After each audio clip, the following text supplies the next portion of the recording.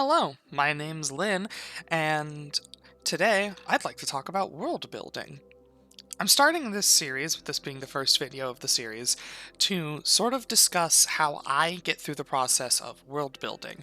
I started world building a custom setting that I'm both using for my Pathfinder campaigns and D&D campaigns, and for various fictions that I want to write in it, especially a novel series.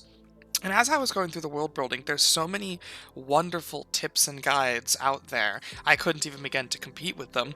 But I really had to also kind of find my own way because world building is so uniquely personal to every person who does it. It's something that is really only doable by the individual. No matter how many tips or guides you read, you need to find your own way to world build. Which then begs the question, why am I making a video about world building, a series about world building even, if world building is so personal? Well, because much like the other guides and tips and everything else about world building out there, I want to provide a starting point and a frame of reference that people can relate to and go from there.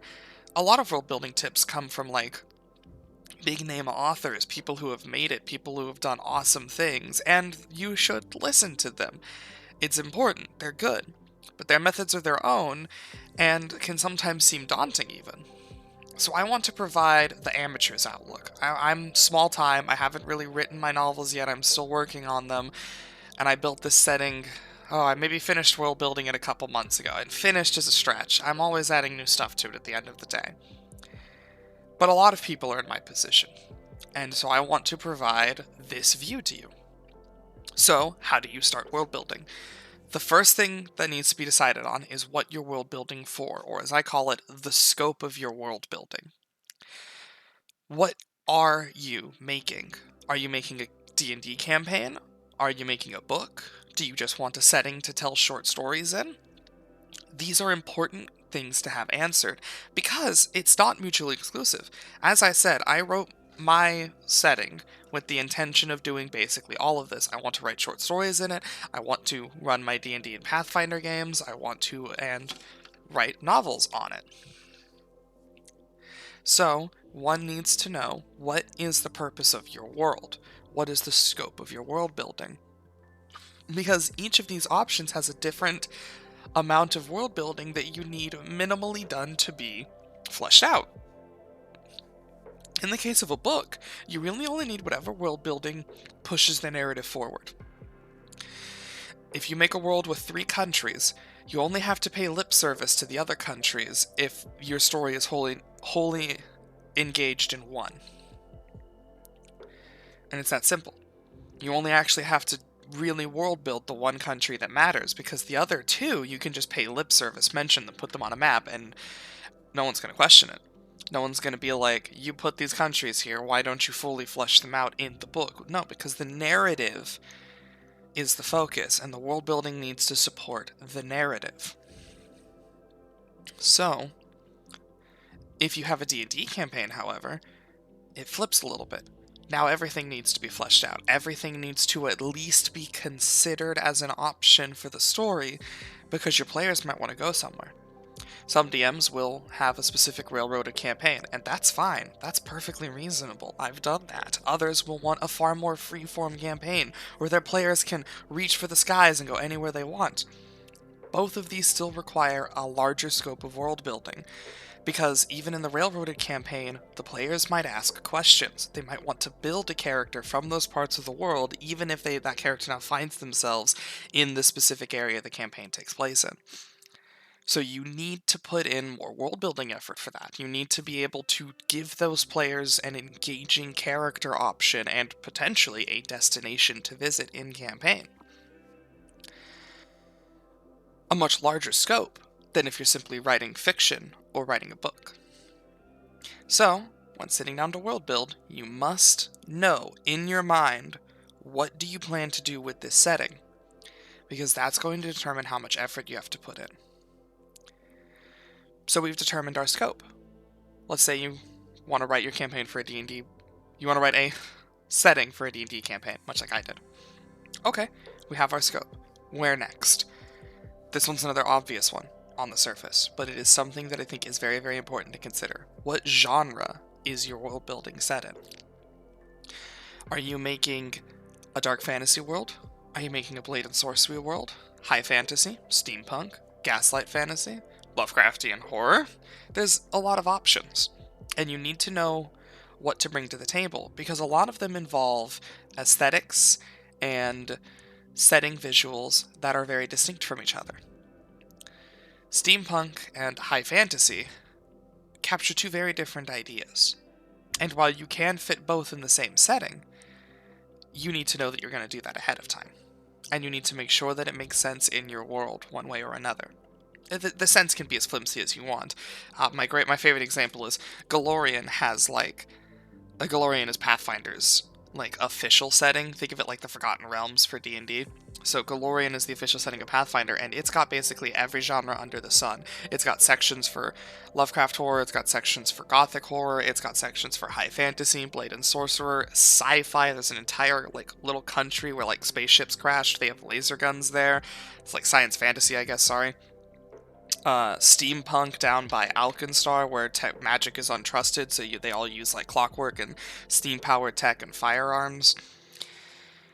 You could have these mixed bag settings. You just need to make sure you know that you're going to do that, or that you want to do that. My specific setting is Gaslight Fantasy. It's very Victorian, even steampunky, but instead of focusing on the technology, I focus on the magic and the fantasy. So I've got people using black powder firearms in top hats and fancy suits while casting magic. And that's the aesthetic of my world. I want airships, I want black powder, I want clockwork technology, but I also want magic, dragons, fantasy, and I focus on the fantasy aspects rather than focus on the technology. So I wrote the entire setting based around that genre, with some hints of horror and other things like that, but for the most part, that's what I focused on. So, when sitting down to write your world, one needs to know, are you going to focus on specific genres, or do you want to take a more kitchen sink approach? And if you're going to take the kitchen sink approach, where you have a world that can cover multiple genres just based on location, how far are you willing to go? Do you just want a handful of genres to throw into the sink? Or are we just tearing the sink out of the wall and tossing it into a massive pile? We have to decide. You have to decide. Now, you've decided your scope, and you've decided your genre. You know the size of your world overall, and you know what kind of world you want to make.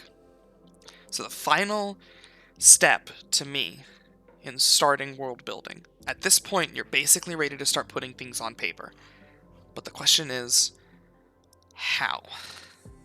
And this is where I talk about starting large or starting small.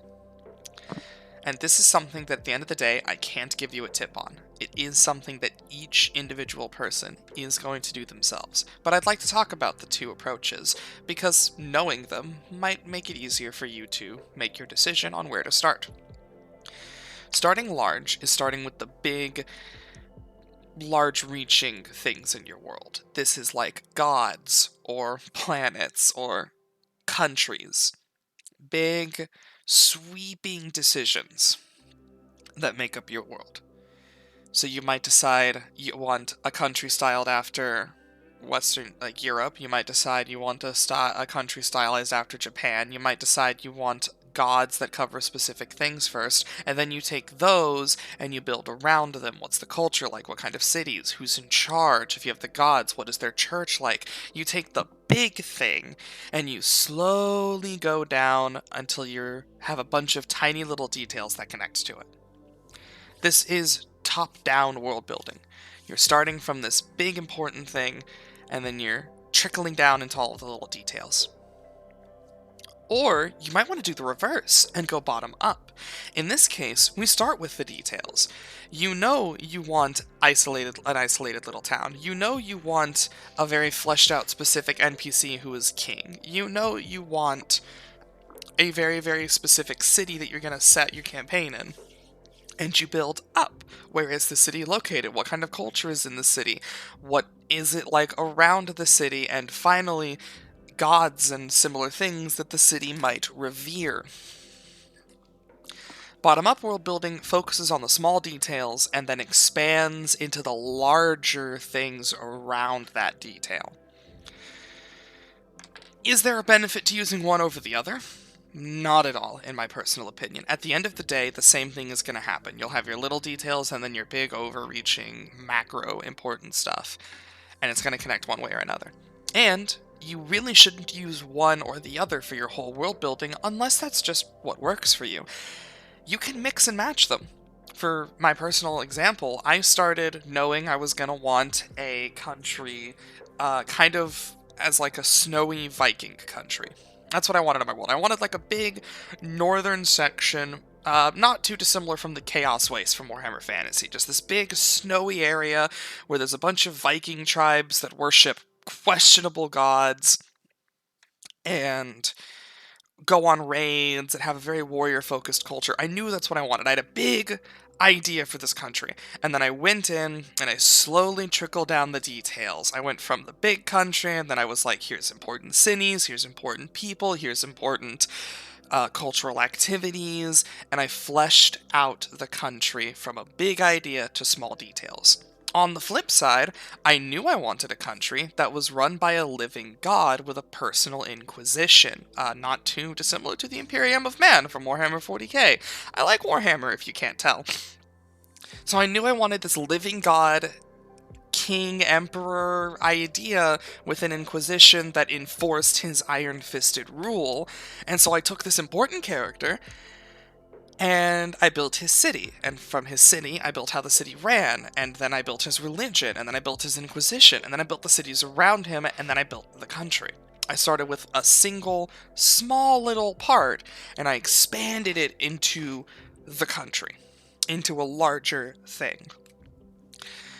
I did both of these in my world. I didn't pick one or the other for the entire world building process. I did it based on what I had. Because at the end of the day, we're all really just chasing inspiration. We get these big, grand, fantastic ideas, and we just want to put them on paper for ourselves and maybe others to enjoy. And how you do it doesn't really matter, as long as it's done. And that's where we'll end with my last tip on world building. As long as you're putting your wonderful, your amazing, your inspirational ideas on paper for others and yourself to experience, that's all that matters at the end of the day. It's not about how you do it, it's not about fancy tips, it's not about anything else. It's about having the courage to take the ideas in your head and putting them down on paper. Thank you so much for staying to the end of the video. I really hope you enjoyed this. I am hoping to do the full series over the next couple months and really just get to talk about what makes world building such an amazing experience for everybody in general.